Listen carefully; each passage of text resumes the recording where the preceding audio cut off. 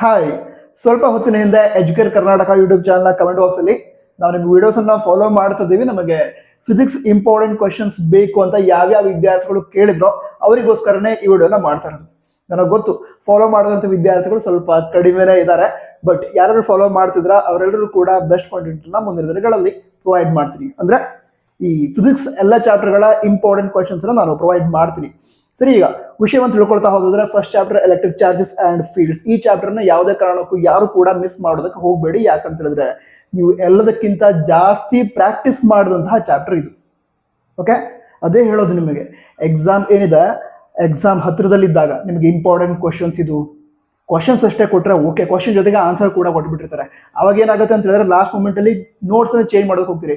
Notes ಅನ್ನ ಯಾವುದೇ ಕಾರಣಕ್ಕೂ ಚೇಂಜ್ ಮಾಡೋದಕ್ಕೆ ಹೋಗಬೇಡಿ. ನಿಮಗೆ ಯಾರೇ ನೋಟ್ಸ್ ಅಥವಾ ಇಂಪಾರ್ಟೆಂಟ್ ಕ್ವಶನ್ ಕೊಟ್ಟರು ಕೂಡ ಕ್ವಶನ್ ಅಷ್ಟೇ ತೆಗೆದುಕೊಂಡು ನೀವು ಆಲ್ರೆಡಿ ಯಾವ ನೋಟ್ಸ್ ಯೂಸ್ ಮಾಡ್ಕೊಂಡು ಪ್ರಾಕ್ಟೀಸ್ ಮಾಡಿದ್ರೋ ಅದೇ ನೋಟ್ಸ್ ಅನ್ನ ಪರ್ಫೆಕ್ಟ್ ಮಾಡ್ಕೊಳ್ಳಿ.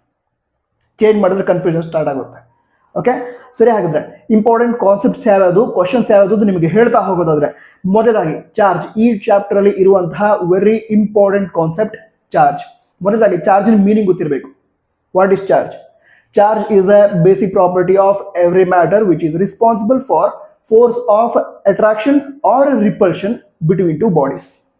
ಸೊ ಚಾರ್ಜ್ ಅಂತ ಗೊತ್ತಿರಬೇಕು, ಅದರ SI ಯೂನಿಟ್ ಗೊತ್ತಿರಬೇಕು. ಕೇವಲ ಚಾರ್ಜ್ ಅಂತ ಹೇಳಲ್ಲ, ಫಿಸಿಕ್ಸ್ ಸಬ್ಜೆಕ್ಟ್ಗೆ ಸಂಬಂಧಿಸಿದಂತೆ ಯಾವ್ಯಾವ ಚಾಪ್ಟರ್ ಅಲ್ಲಿ ಯಾವುದೇ ಫಿಸಿಕಲ್ ಕ್ವಾಂಟಿಟಿ ಬಂದರೂ ಕೂಡ ಅದರ SI ಯೂನಿಟ್ ನಿಮಗೆ ಗೊತ್ತಿರಬೇಕು. ಯಾಕಂದ್ರೆ SI ಯೂನಿಟ್ ರಿಲೇಟೆಡ್ ಕ್ವಶನ್ಸ್ ಅನ್ನ ಕೇಳ್ತಾರೆ MCQ ದಲ್ಲಿ, ಹಾಗೆ ಕೇಳ್ತಾರೆ. ಸರಿನಾ? ಈಗ SI unit of electric field, SI unit of electric flux, ಈ ರೀತಿ ಕೇಳ್ತಾರೆ.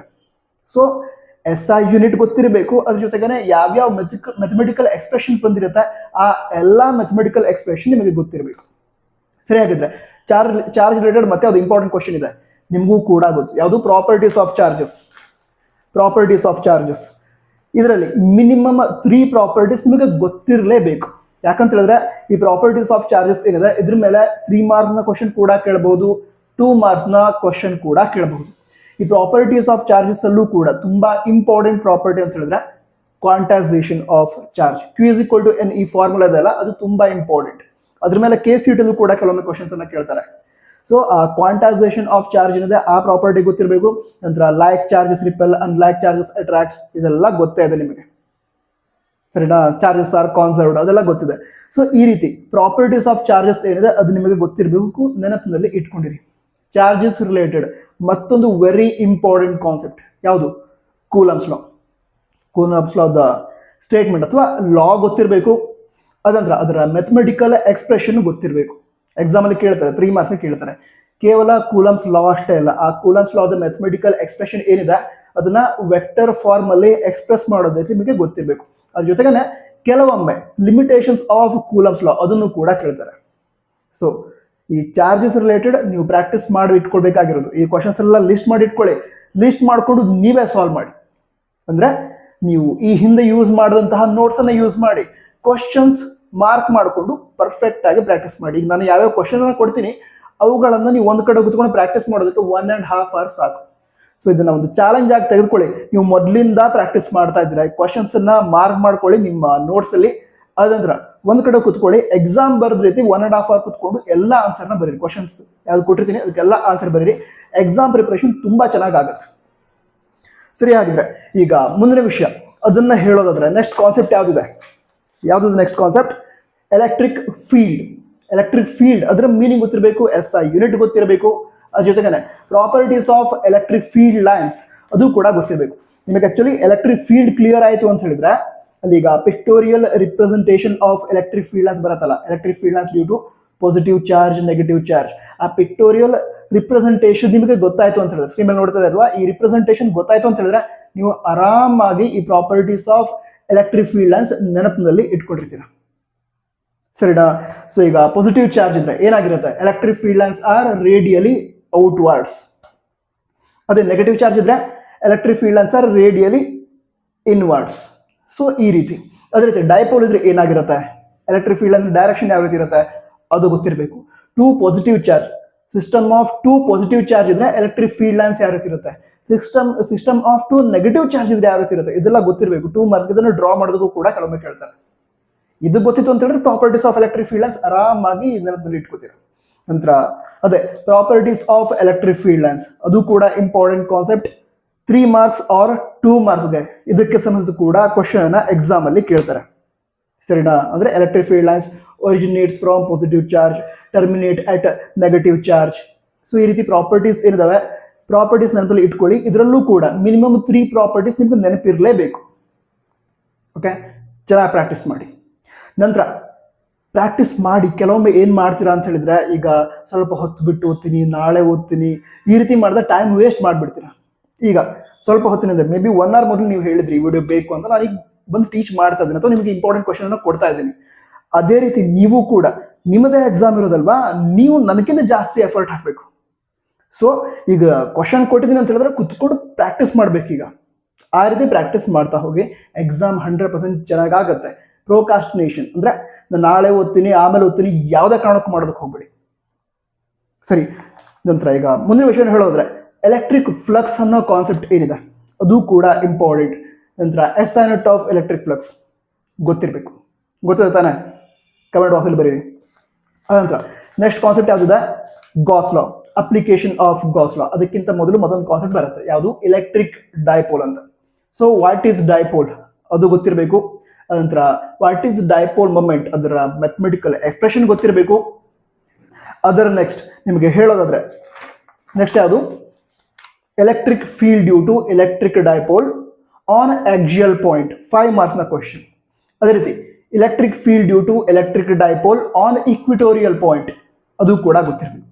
ಈ ಚಾಪ್ಟರ್ ಅಲ್ಲಿ ಕಂಪ್ಲೀಟ್ ಆಗಿ 5 ಮಾರ್ಕ್ಸ್ಗೆ ಅಂತ ಇರುವಂತಹ ಕ್ವಶನ್ಸ್ ಇವೆರಡು. ಪ್ರಾಕ್ಟೀಸ್ ಮಾಡಿ ಇಟ್ಕೊಳ್ಳಿ. ಇದನ್ನ ರಿಪೀಟೆಡ್ಲಿ ಯಾಕೆ ಹೇಳ್ತಿದೆ ಅಂತ ಹೇಳಿದ್ರೆ, ಅದು ಹೇಳಿದ್ರೆ ಸ್ಟಾರ್ಟಿಂಗ್ ಇಂದ ಪ್ರಾಕ್ಟೀಸ್ ಮಾಡ್ತಾ ಇದ್ರಿ ಈ ಚಾಪ್ಟರ್ನ. ಈ ಚಾಪ್ಟರ್ ಅಲ್ಲಿ 1 ಮಾರ್ಕ್ಸ್ ಕೂಡ ಕಟ್ ಆಗಬಾರ್ದು ನಿಮ್ದು. ಆ ರೀತಿ ಪ್ರಾಕ್ಟೀಸ್ ನೀವು ಮಾಡಿ ಇಟ್ಕೋಬೇಕು. ತುಂಬಾ ಸಲ ಓದಿದ್ದೀರಾ, ಯಾವಾಗ? First test, second test, mid term exam, 2 preparatory exam, ಎಲ್ಲದಕ್ಕೂ ಕೂಡ ಈ ಚಾಪ್ಟರ್ ಪ್ರಾಕ್ಟೀಸ್ ಮಾಡಿದ್ದೀರಾ. ಅದೇ ಕೆಲವೊಮ್ಮೆ ಏನಾಗುತ್ತೆ ಅಂತ ಹೇಳಿದ್ರೆ ಇಂಪಾರ್ಟೆಂಟ್ ಕ್ವಶನ್ಸ್ ಅಂತ ಕೆಲವು ಕೊಟ್ಬಿಟ್ಟಿರ್ತಾರೆ. ಅವಾಗ ನೀವೇನ್ ಮಾಡ್ತೀರಾ ಅಂತ ಹೇಳಿದ್ರೆ, ಅರೆ ಇದಿಷ್ಟು ಇಂಪಾರ್ಟೆಂಟ್ ಕ್ವಶನ್ಸ್ ಅಂತ ಕೊಟ್ಟಿದ್ದಾರೆ, ನಾನು ಅದನ್ನೇ ಪ್ರಾಕ್ಟೀಸ್ ಮಾಡ್ತೀನಿ ಅಂತ ಹೋಗ್ತಾ ನೀವು ಆಲ್ರೆಡಿ ಓದಿರೋದನ್ನ ರಿವಿಷನ್ ಮಾಡಿರಲ್ಲ.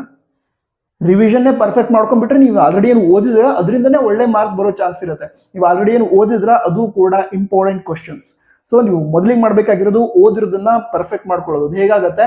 ರಿವಿಷನ್ ಮಾಡೋದ್ರಿಂದ. ಫಸ್ಟ್ ರಿವಿಷನ್ ಮಾಡ್ಕೊಳ್ಳೋದು, ಅದರ ನಂತರ ಇದು ರಿವಿಷನ್ ಹೇಳ್ತಿರೋದು ನಾನು. ಯಾಕೆ? ಆಲ್ರೆಡಿ ತುಂಬಾ ಸಲ ಓದಿರೋದಕ್ಕೆ ಈಗ ನೀವು ಮಾಡ್ತಿರೋದು ರಿವಿಷನ್. ಸೊ ಒಂದ್ ಕಡೆ ಕೂತ್ಕೊಂಡು ಎಕ್ಸಾಮ್ ಬರೀರಿ, ಅದನ್ನ ಕ್ವಶನ್ ಲಿಸ್ಟ್ ಮಾಡ್ಕೊಳ್ಳಿ, ಒಂದ್ ಕಡೆ ಕೂತ್ಕೊಂಡು ಎಕ್ಸಾಮ್ ಬರ್ದಂಗೆ ಬರೀರಿ, ಒಂದು 1.5 hour ಕೂತ್ಕೊಂಡು. ಸೊ ನೆಕ್ಸ್ಟ್ ಏನು ಅಂತ ಹೇಳಿದ್ರೆ, ಈಗ application of Gauss law. Gauss ಲಾದ ಸ್ಟೇಟ್ಮೆಂಟ್ ಗೊತ್ತಿರಬೇಕು. ನಂತರ ಗಾಸ್ ಲಾದ ಮ್ಯಾಥಮೆಟಿಕಲ್ ಎಕ್ಸ್ಪ್ರೆಷನ್ ಗೊತ್ತಿರಬೇಕು. ಕೆಲವೊಮ್ಮೆ ಈ ಗಾಸ್ ಲಾ ಮತ್ತು ಅದರ ಮ್ಯಾಥಮೆಟಿಕಲ್ ಎಕ್ಸ್ಪ್ರೆಷನ್ ಅಷ್ಟೇ ಕೊಟ್ಟರೆ 2 ಮಾರ್ಕ್ಸ್ ಕ್ವಶನ್ ಕೂಡ ಕೇಳಿರ್ತಾರೆ. ನಂತರ ಅಪ್ಲಿಕೇಶನ್ಸ್ ಆಫ್ ಗಾಸ್ ಲಾ ತುಂಬಾ ಇಂಪಾರ್ಟೆಂಟ್ ಕಾನ್ಸೆಪ್ಟ್. ಯಾಕಂತ ಹೇಳಿದ್ರೆ ಇದ್ರ ಮೇಲೆ ಕ್ವಶನ್ ಬರೋ ಚಾನ್ಸಸ್ ಜಾಸ್ತಿ ಇದೆ. ಒಂದು 3 ಮಾರ್ಕ್ಸ್ ಕೇಳಬಹುದು, ಇದರ 5 ಮಾರ್ಕ್ಸ್ ಅಲ್ಲಿ ಇದಕ್ಕೆ ಸಂಬಂಧಿಸಿದ ಕ್ವಶನ್ ಅನ್ನ ಕೇಳಬಹುದು. ಈಗ 3 ಮಾರ್ಕ್ಸ್ ಇದ್ರೆ ಏನ್ ಮಾಡ್ತಾರೆ, to find the electric field due to uniformly charged infinitely long wire, ಇದನ್ನಷ್ಟೇ ಕೇಳಿಬಿಟ್ರೆ 3 ಮಾರ್ಕ್ಸ್. ಈಗ ಇದನ್ನೇ state Gauss law and find the electric field due to uniformly charged infinite long wire ಅಂತ ಕೇಳಿಬಿಟ್ರೆ ಇದು 5 ಮಾರ್ಕ್ ಕ್ವಶನ್. ಅವಾಗ ಏನ್ ಮಾಡ್ತೀರಾ, ಗಾಸ್ ಲಾ ಬರೀತೀರಾ, ಅದರ ಮ್ಯಾಥಮೆಟಿಕಲ್ ಎಕ್ಸ್ಪ್ರೆಷನ್ ಬರೀತೀರಾ, ಆ ಟರ್ಮ್ಸ್ ಅನ್ನ ಶಾರ್ಟ್ ಆಗಿ ಎಕ್ಸ್ಪ್ಲೇನ್ ಮಾಡ್ತೀರಾ, ನಂತರ ಈ ಡೆರಿವೇಶನ್ ಮಾಡ್ತೀರಾ, 5 ಮಾರ್ಕ್ಸ್. ನಾನು ಎಕ್ಸಾಮ್ ಅಲ್ಲಿ ಅಂದ್ರೆ ಆನ್ಸರ್ ಪೇಪರ್ ಇವ್ಯಾಲ್ಯೂಯೇಟ್ ಮಾಡ್ಬೇಕಾಗಿದ್ರೆ ನೋಡಿರೋದು, ಸ್ಟೇಟ್ ಗಾಸ್ ಲಾಗೆ ಆನ್ಸರೇ ಮಾಡಲ್ಲ, ಜಸ್ಟ್ ಈ ಡೆರಿವೇಶನ್ ಮಾಡ್ಬಿಡ್ತೀರಿ, 3 ಮಾರ್ಕ್ಸ್ ಅಷ್ಟೇ ಕೊಡ್ತಾರೆ. ಸೊ 5 ಮಾರ್ಕ್ಸ್ ಕೇಳಿದ್ರೆ ಗಾಸ್ ಲಾ ಅನ್ನ ಬರೆದು, ಗಾಸ್ ಲಾದ ಸ್ಟೇಟ್ಮೆಂಟ್ ಮ್ಯಾಥಮೆಟಿಕಲ್ ಎಕ್ಸ್ಪ್ರೆಷನ್ ಬರೆದು ಅದಕ್ಕೆ ಸಂಬಂಧಿಸಿದಂತೆ ಅದರ ನಂತರ ಈ ಡೆರಿವೇಶನ್ ಮಾಡ್ಬೇಕು ನೀವು. ನಂತರ ನೆಕ್ಸ್ಟ್ ಯಾವ್ದಿದೆ, ಸೆಕೆಂಡ್ ಅಪ್ಲಿಕೇಶನ್ ಯಾವುದು, finding the electric field due to uniformly charged infinite thin plane sheet. ಇದರಲ್ಲೂ ಕೂಡ ಇದನ್ನು 3 ಮಾರ್ಕ್ಸ್ ಕೇಳ್ತಾರೆ, ಇದನ್ನಷ್ಟೇ ಕೇಳಿದ್ರೆ. 5 ಮಾರ್ಕ್ಸ್ ಕೇಳಿದ್ರೆ ಗಾಸ್ ಲಾನ ಬರೆದು ಇದನ್ನು ಬರೀತೀರಾ. ನೆಕ್ಸ್ಟ್ ಮತ್ತೊಂದು ಅಪ್ಲಿಕೇಶನ್ ಇದೆ, ಯಾವುದು, finding the electric field due to uniformly charged thin spherical shell. ಇದು ಕೂಡ ಇಂಪಾರ್ಟೆಂಟ್, ಪ್ರಾಕ್ಟೀಸ್ ಮಾಡಿ ಇಟ್ಕೊಂಡಿರಿ. ಅದಂದ್ರೆ ನ್ಯೂಮೆರಿಕಲ್ ಪ್ರಾಬ್ಲಮ್ ಬರುತ್ತೆ. ನಂತರ ಇದು ನನ್ನ ಸ್ಟೂಡೆಂಟ್ ಬರೆದಿರುವಂತಹ ನೋಟ್ಸ್, ನೀವು ವಿಡಿಯೋ ಮಾಡಿ ಅಂತ ಹೇಳಿದ್ರಲ್ವಾ, ಸೊ ನೋಟ್ಸ್ ತಗೊಂಡು ವಿಡಿಯೋನ ಮಾಡ್ತಾ ಇದ್ದೀನಿ. ನೆಕ್ಸ್ಟ್ ನ್ಯೂಮೆರಿಕಲ್, ಈ ಚಾಪ್ಟರ್ ಇಂದ ಕೂಡ ನ್ಯೂಮೆರಿಕಲ್ ಬರೋ ಚಾನ್ಸ್ ಇರುತ್ತೆ. ಈ ಚಾಪ್ಟರ್ ಇಂದ ನ್ಯೂಮೆರಿಕಲ್ ಬರುತ್ತೆ. ಇಲ್ಲದೆ ಇದ್ರೆ ಇದ್ರ ನೆಕ್ಸ್ಟ್ ಚಾಪ್ಟರ್ ಯಾವ್ದಿದೆ, ಎಲೆಕ್ಟ್ರಿಕ್ ಪೊಟೆನ್ಷಿಯಲ್ ಅಂಡ್ ಕೆಪಾಸಿಟನ್ಸ್, ಅದರಿಂದ ನ್ಯೂಮೆರಿಕಲ್ ಬರುತ್ತೆ. ಎರಡರಲ್ಲಿ ಯಾವ್ದಾದ್ರು ಒಂದು ಚಾಪ್ಟರ್ ಇಂದ ನ್ಯೂಮೆರಿಕಲ್ 100% ಬರುತ್ತೆ. ನ್ಯೂಮೆರಿಕಲ್ಗೆ ಸಂಬಂಧಿಸಿ ನಿಮ್ಗೊಂದು ವಿಷಯವನ್ನು ಹೇಳೋದಾದ್ರೆ, ಕರೆಕ್ಟಾಗಿ ಸಾಲ್ವ್ ಮಾಡೋದಕ್ಕೆ ಬರದೇ ಇದ್ರೂ ಕೂಡ ಸಾಧ್ಯ ಆದಷ್ಟು ಸಾಲ್ವ್ ಮಾಡಿ. ನಂತರ ಈ ನ್ಯೂಮೆರಿಕಲ್ ಕ್ವಶನ್ ಏನು ಕೊಟ್ಟಿದ್ದಾರೆ ಅದನ್ನು ಕರೆಕ್ಟಾಗಿ ನೋಡ್ಕೊಳ್ಳಿ. ಎಲೆಕ್ಟ್ರಿಕ್ ಫೀಲ್ಡ್ ಅನ್ನು ಕೇಳಿದಾರೋ, ಎಲೆಕ್ಟ್ರೋಸ್ಟಾಟಿಕ್ ಫೋರ್ಸ್ ಅನ್ನು ಕೇಳಿದಾರೋ ನೋಡಿ. ಅದನ್ನು ಎಲೆಕ್ಟ್ರಿಕ್ ಫೀಲ್ಡ್ ಕೇಳಿದ್ರೆ ಫೀಲ್ಡ್ ರಿಲೇಟೆಡ್ ಫಾರ್ಮುಲಾ ಆದ್ರೂ ಬರೀತೀರಾ.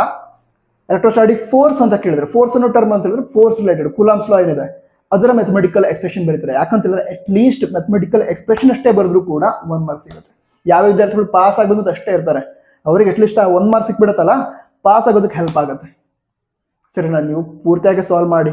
ಬಟ್ ಅಕಸ್ಮಾತ್ ಆಗಿ ಆಗಲ್ಲ ಅಂತ ಹೇಳಿದ್ರು ಕೂಡ ಅಟ್ಲೀಸ್ಟ್ ಸ್ವಲ್ಪ ಆದ್ರೂ ಸಾಲ್ವ್ ಮಾಡಿ. 5 ಮಾರ್ಕ್ಸ್ ಬರಲ್ಲ, 2 ಮಾರ್ಕ್ಸ್ ಆದ್ರೂ ಬರಲಿ, 2 ಮಾರ್ಕ್ಸು ಬರಲ್ಲ, 1 ಮಾರ್ಕ್ಸ್ ಆದ್ರೂ ಬರಲಿ, ಆ ರೀತಿ ಇರಬೇಕು. ಸರಿನಾ?